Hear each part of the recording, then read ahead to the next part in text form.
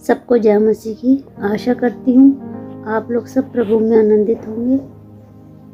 मैं परमेश्वर का धन्यवाद करती हूँ कि आज फिर हम सबको इकट्ठा किया हमसे बात करने के लिए। आइए देखते हैं कि परमेश्वर हमसे क्या बात करना चाहते हैं। हम निकालेंगे मत्ती का 9:17। और लोग नए दाखरस पुरानी मशकों में नहीं भरते, क्योंकि वह फट जाती है और दाखरस बह जाता है और वह नष्ट हो जाती है। परंतु नई दाखरस नई मशकों में भरते हैं और वह दोनों बचे रहते हैं। हालेलुया। परमेश्वर का वचन हमसे क्या कहता है? नई दाखरस को कभी भी पुराने मशकों में नहीं भरना चाहिए, क्योंकि पुरानी मशकों में भरने से दाखरस फट जाते हैं। दाखरस हमें क्या है? वचन।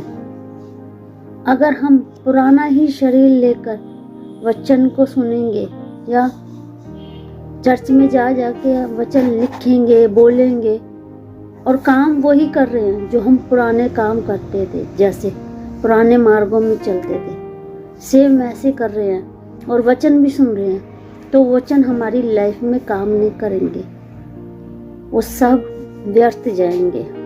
फिर हम कहेंगे कि हमारे साथ ऐसा क्यों हो रहा है। ये इसीलिए होता है कि हम प्रभु को तो मान लेते हैं, यीशु मसीह को अपना उद्धारकर्ता मान लेते हैं, पर जो वचन है परमेश्वर के उसको हम सुनते हैं, ग्रहण करते हैं, पर अपने मार्ग को नहीं चेंज करते।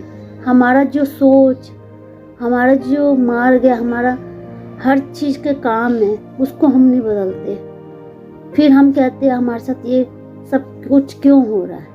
हम अपनी ही चाल में चलते हैं। जो हम पहले कर रहे होते हैं वही हम मसीह में आकर वही काम कर रहे हैं। वचन हम सुन रहे हैं, चर्च भी जा रहे हैं, पर अपने आप को चेंज नहीं कर रहे। हमारे में जो गलतियां हमें दिखाई देती है, परमेश्वर हमें दिखाता है कि तुम्हारे में ये गलती है, सुधारो।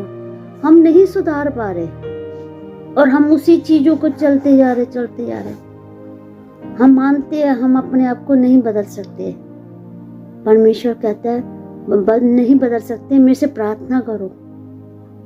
जो मैंने तुम्हें एक सहायक दे रखा है वो तुम्हारे अंदर है।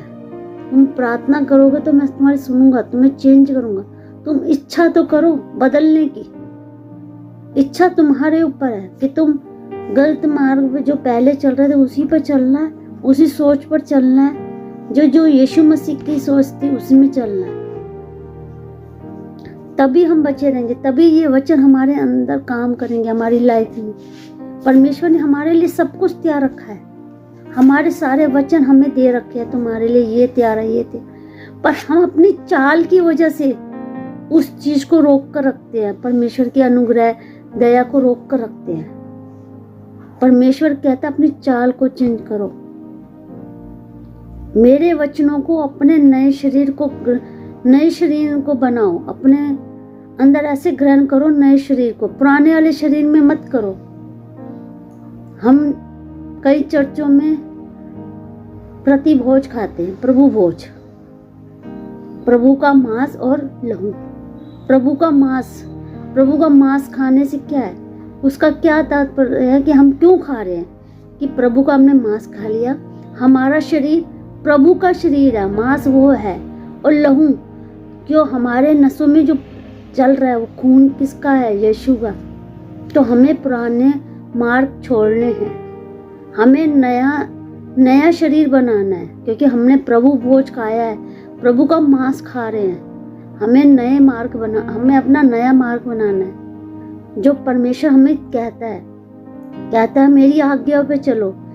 परमेश्वर की आज्ञा से चलने से हमारे नए मार्ग बनते हैं, हमारे अंदर ये वचन काम करते हैं।